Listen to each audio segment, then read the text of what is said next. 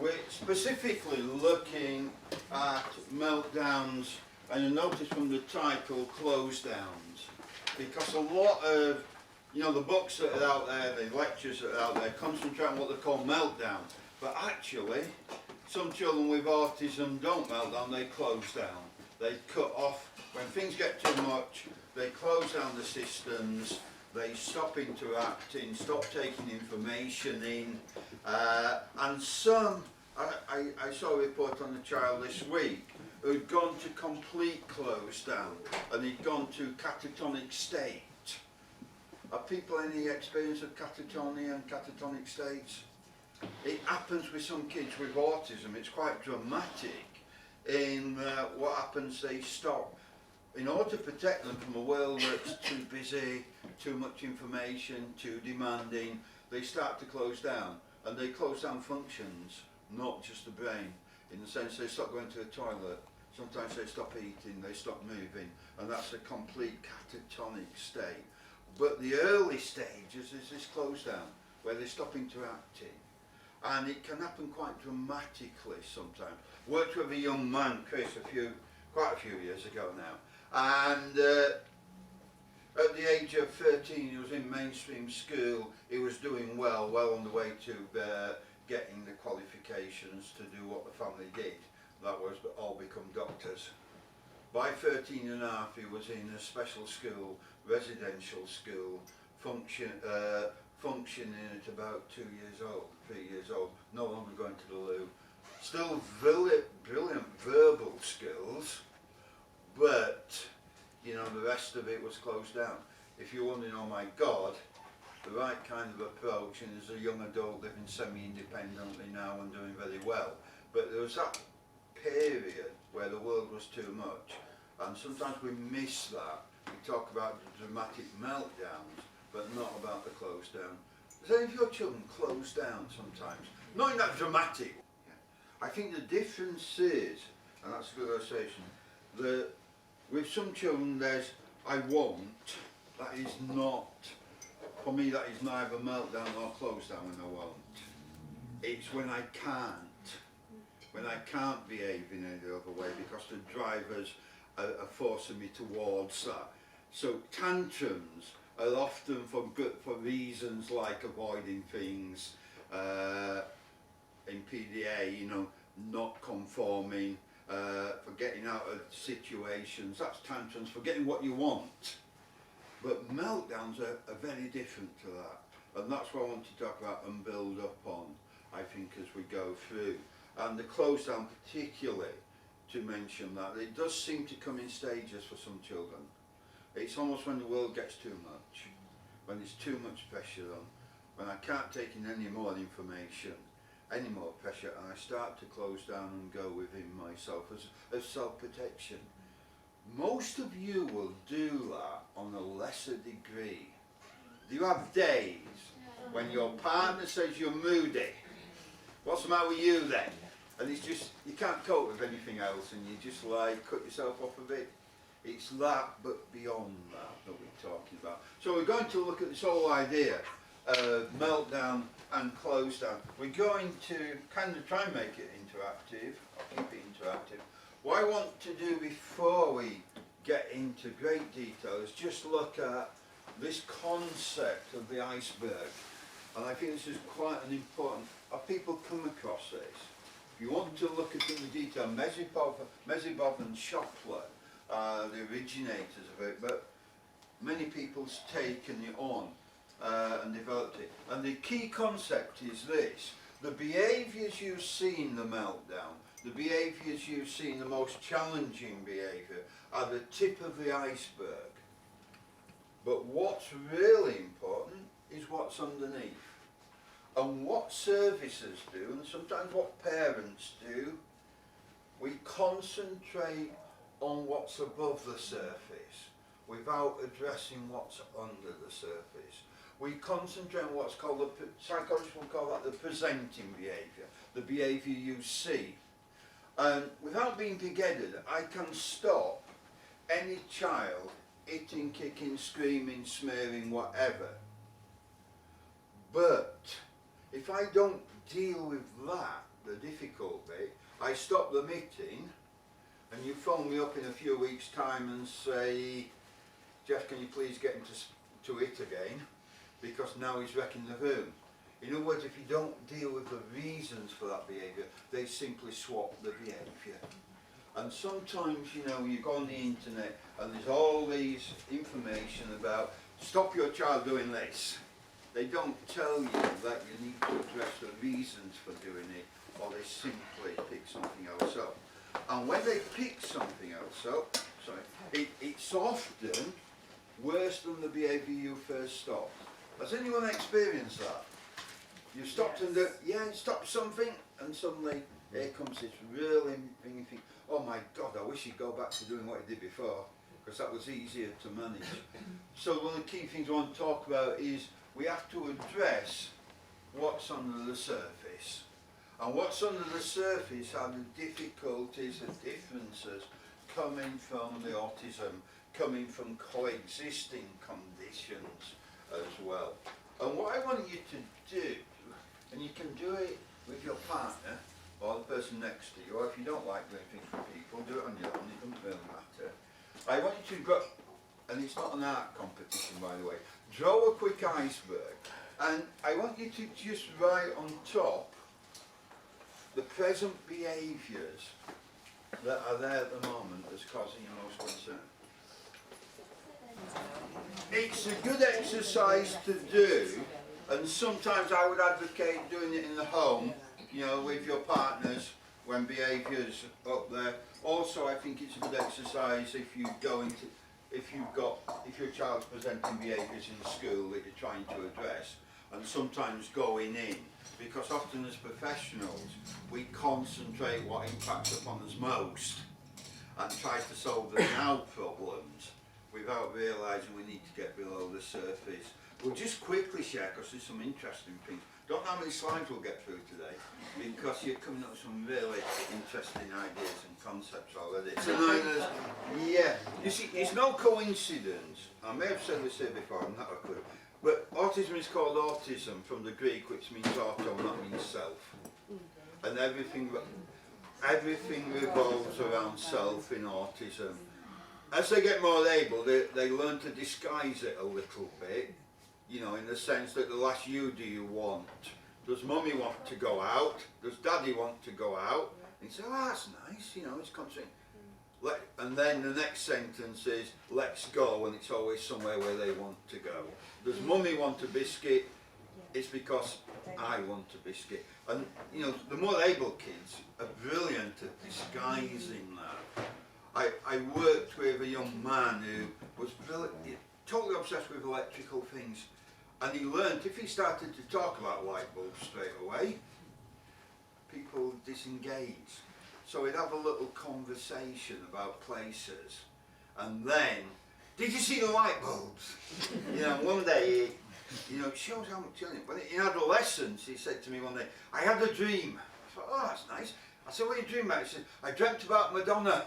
I thought, gosh, that's progress, isn't it? You might not think so, depending on your views of Madonna. But that's progress. I said, what was happening? I was in bed. I thought, I've got to be careful.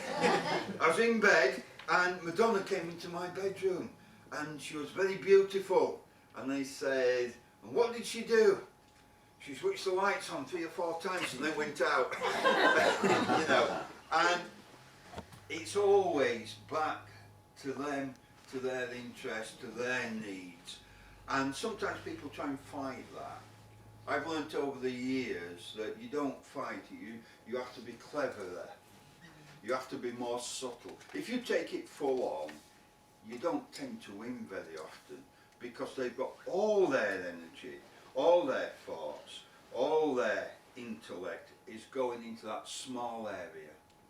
You've got to think of 1,000 other things, and to balance your life, you're not going to win, because everything goes into getting their way. Does that make sense? Yeah. And I think that's the key thing, that I often say to parents, you have to become cleverer than your child.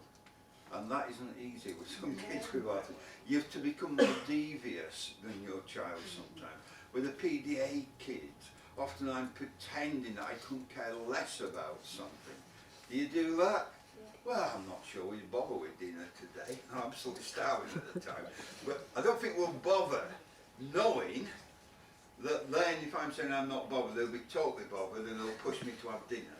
I don't think we'll eat fruit for a week or so, you know, it's bothered about fruit. And you find they've took big bites out of all the apples. And it's that kind of deviousness that sometimes works. Doesn't solve the problems, but it sometimes gets you through the day.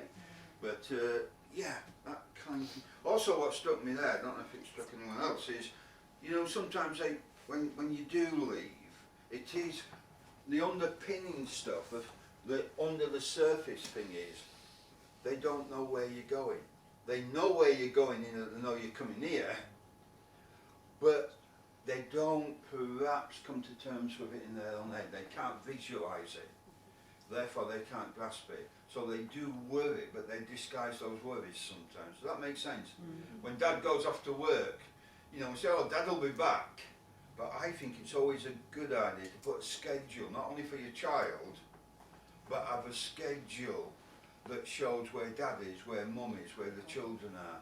Because if they need to see it visually for themselves, they might need to see it visually for you, so they're not worried and anxious. Does that make sense? And I found that's made a big difference. Dad is going off to work, picture of the office, Mum is going off to work, picture of wherever, and then a little clock for some kids, and she's coming back. And we forget that sometimes. And they can then go into the most horrendous behaviours because of the build-up of anxiety and worry.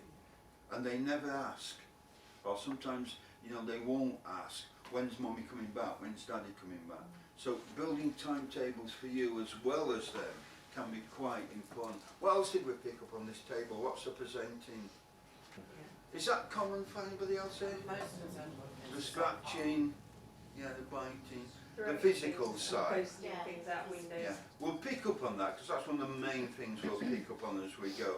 And the posting we'll try and pick up on. But that's often about getting things out of your world that don't quite fit into your world. It's also about something I call a concept of rightfulness.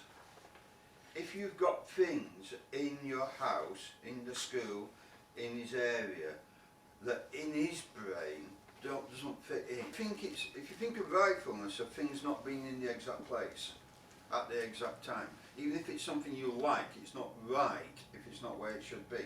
So you have to get rid of it, so you don't have to think about it. And it's not always as logical as we might think. So you've got a jar of jam and you've taken a little bit of jam out. Therefore it is no longer right as a jar of jam. So it goes down the drain, it gets thrown out the window, it gets put in the bin, because it's no longer the whole complete. Does that make sense? You've had half your drink, and they'll come along and whip it away and wash it. It's sensory, I think, sometimes, but it's also making right. It's a finishing. Yeah. If I finish it, I know where I am. Does that make sense? Does any of you a little bit like that? Yeah. Yeah, my partner can be a pain to live with. You know, I want to leave things out and go back to them. Yeah, there's nudging going on there, by the way. I can leave things out because I know I'm coming back to them. I come back to them and they're not there because Cameron's tidied them. Because she has to make sense of her world in terms of order. Exaggerate that to your child. Does that make sense then? And it does have a big impact upon you, doesn't it? It gets frustrating. But from the child's point of view, you know, my world's not right, so I have to make it right. People are not right in it, so you can't wear your jumper now it's the first day of spring, because that isn't right. You don't wear jumpers in spring. Does that make sense? Yeah. And it's that sense of right. Anybody else around? Anybody on the back table? I won't go through every table, but what's the presenting behaviours at the moment? And that's that concept of rightfulness, when it's not right from my perspective. And something that came out in most groups when I was listening in, that a lot of these behaviours, the under the surface stuff, is about high levels of unmanaged anxiety, high levels of unmanaged worry. And that doesn't mean you're not trying to manage it. It's from their perspective that they're not managed. And we'll look at a lot of those. But the model's quite simple. Whatever you're looking at, look under the surface. What about the autism? So, eating, what's that about? Here's some examples. Not being able to communicate needs. So I've got burning desire for something. I can't tell you what it is, but I know if I eat you, you'll say, what's the matter with you then? How often do you do that kind of thing? And it's so simple when you step back, it's so obvious, but when you're in it, we don't realise that the child's using the behaviour because they can't communicate effectively, because they haven't got the systems. How many of your children use PECS, Picture Exchange Communication System? Other visual systems? Yeah. Use iPads to communicate with? It's worth looking, because I don't need to eat you if I can show you some way of what I'm feeling. Now people always say to me, well, he can speak. Getting words from here, getting needs from here to there is a big journey in autism. You ever get tongue-tied sometimes? And you get the thoughts, but you can't get them out. I know you don't argue with your partners because you're all nice people, but you know when you're arguing, that's worse, isn't it? When you're a bit anxious and worried, and you come out of the argument and you think, why didn't I say that? You ever do that? Because getting the words are there, but they don't come out. Your child is often in a permanent state of that. And so anything we can do, picture exchange communication, I work a lot with kids and I get them to draw what they're feeling, get them to do colours to show whether they're in a blue mood, green mood, and that colour is according to their kind of how they describe their moods.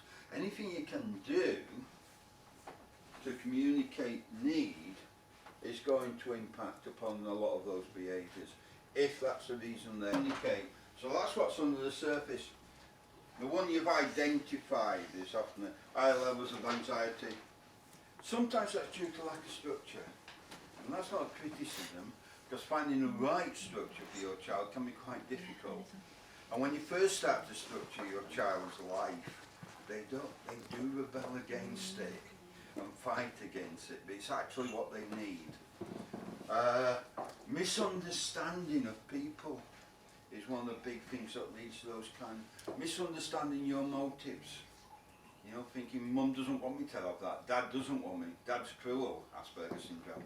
You're the worst mum in the world. Have you heard that one from Asperger's? Yeah. They're not understanding your behaviour. They're not understanding the subtleties of behaviour.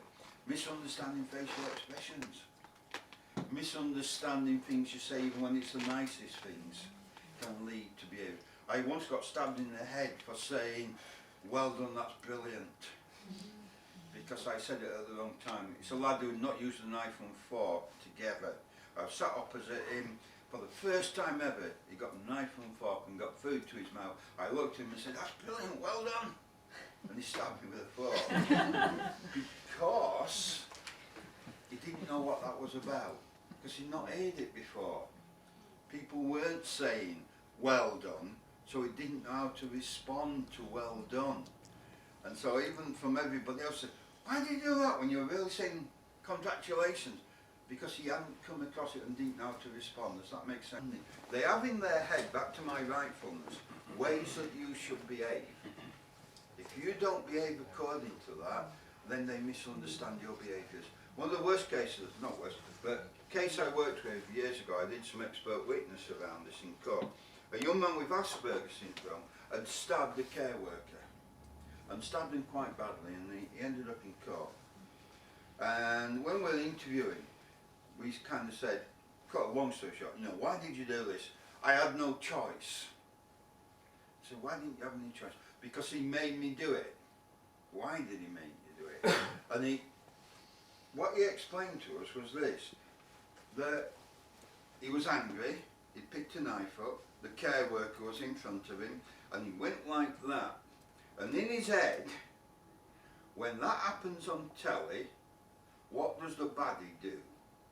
Not the person with a knife, the care worker. What should the care worker have done then? He should have run away. And he said, he didn't run away, so I didn't know how to behave. because he didn't behave in a way that I could understand him. Does that make sense? I went to a secure hospital a few years ago and saw a young man, and he ended up 7 years in secure hospital, and one day his obsession with politics, and the politics show came on just as he was washing his knife and fork up after Sunday lunch, and he left the tap running and flooded the room, and the care worker, the nurse, came in and said to him, "What's happened?" He said, "Oh, I flooded it," and he apologised, and she said, "Oh, it don't matter, it's not a problem, we'll just get a mop," and he beat her up and broke her arms.